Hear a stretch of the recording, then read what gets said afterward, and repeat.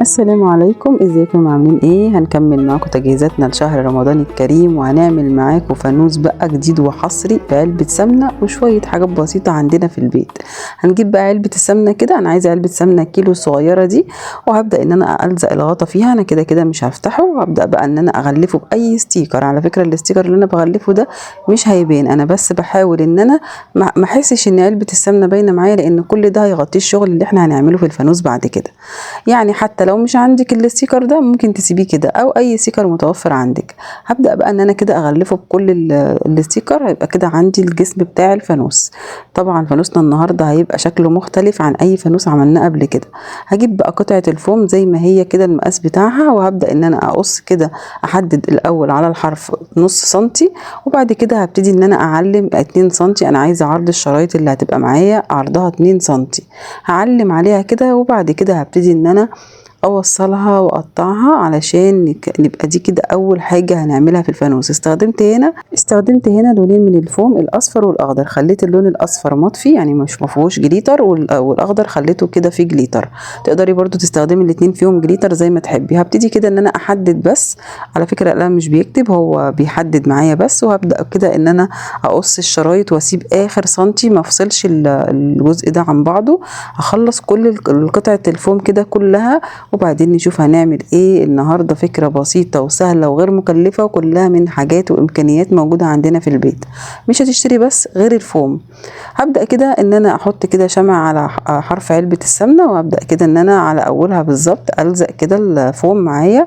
هلف. طبعا هنا تقدري تستخدمي علبة السمنة، لو عندك علبة ارفع منها ماشي، المهم تكون اسطوانية. وهنا انا هلف كل قطعة الفوم، هلاقي ان في جزء لسه مش موجود، ابتديت ان انا اقطع برضو جزء تاني واجيبه واحطه. يعني حتى لو العلبه رفيعه معاكي مش هتحتاجي الخطوه اللي انا عملتها دي. هبدا بقى كده من تحت اتني. انا طبعا ده طول عرض الفوم، يعني انا ما قصيتش منه حاجه على العرض بتاع قطعه الفوم. هبدا كده ان انا اتني والزق كده على قاعده السمنه من تحت، هيعمل معايا البومبيل اللي انتوا شايفينه ده. دي كده اول خطوه معايا، وان شاء الله باذن الله الفانوس سهل وبسيط وتقدروا تنفذوه بكل سهوله، ومش هياخد منكم وقت خالص. وفي الاخر النتيجه هتعجبكم جدا جدا، مش هتصدقوا اصلا ان ده علبه سمنه وان معمول منها فانوس رمضان.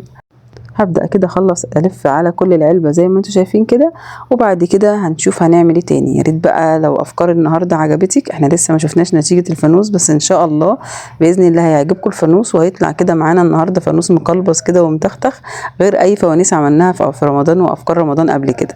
ابدأي من دلوقتي وجهزي رمضان، هتلاقي كل حاجة بعد كده على رمضان جاهزة معاكي. انا كده اهو خلصت. ابتديت اقص برضو نفس مقاسات الشرايط، بس انا هنا فصلتها عن بعضها.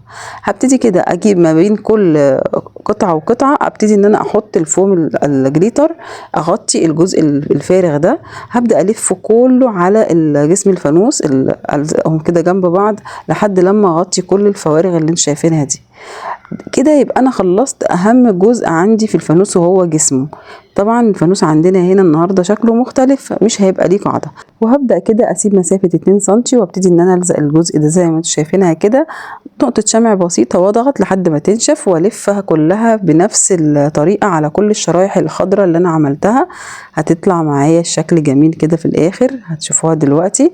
طبعا لحد هنا الموضوع سهل وبسيط اهو، مش هياخد منكم اي حاجه. هجيب بقى شريط اصفر رفيع كده، وابتدي ان انا الزقه على حرف العلبه من فوق، هلفه داير ما يدور على العلبه كلها. يا رب بقى لو اول مره تشوفوا قناتي وعجبتكم افكار النهارده او فانوس النهارده القلبوس ده، تشتركوا في القناه وتفعلوا زر الجرس عشان يوصلكم كل جديد بقدمه، ولايك وشير للفيديو عشان يوصل لاكبر عدد من الناس. قصيت كده قطع من الفوم، كل قطعة طولها 5 سنتي وعرض 2 سنتي.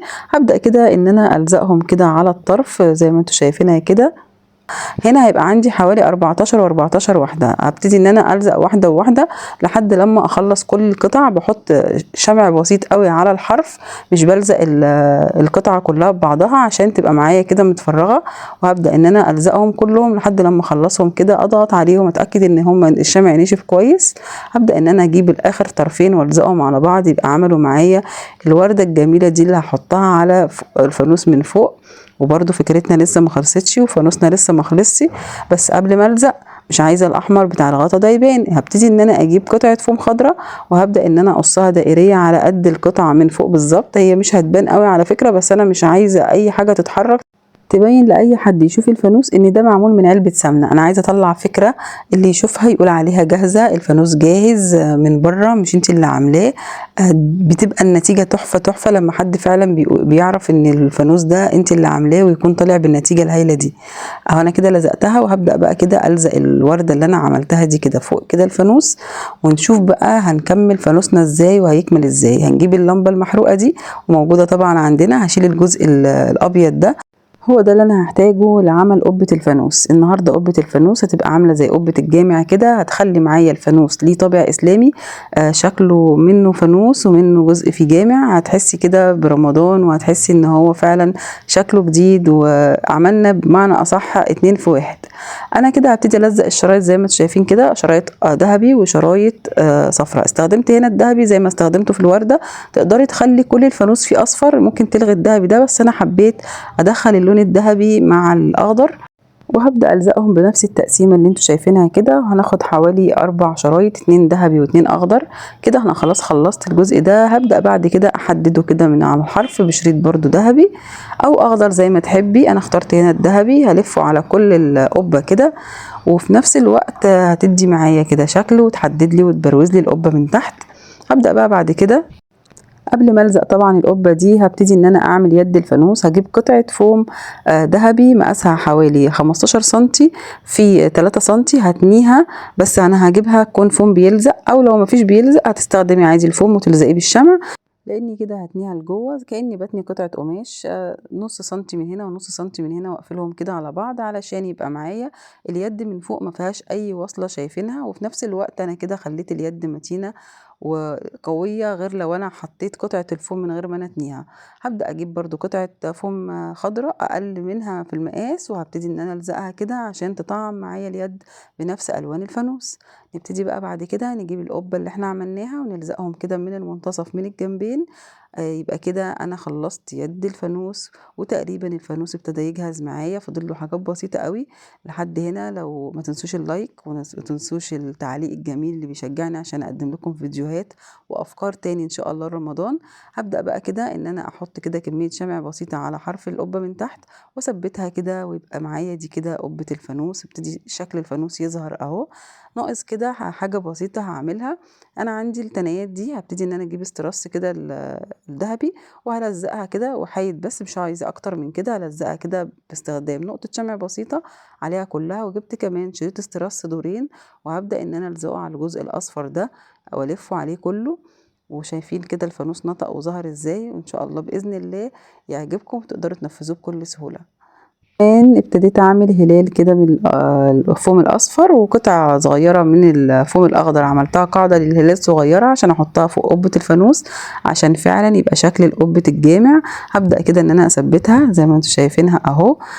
سهل وبسيط وما خدش اي تكلفه، هو بس فوم والشمع وعلبه السمنه واللمبه المحروقه متوفرين عندك. وتقدري كمان تحطي هنا فرع ليد، بس انا هنا لسه ما حطيتش فرع الليد، او ممكن تسيبيه كده هيديكي اضاءه داخليه حلوه قوي وهيبان كمان في الضلمه. وده شكل الفانوس بعد ما خلص معايا، ان شاء الله يعجبكم، وانتظروني في افكار كتير لرمضان ان شاء الله.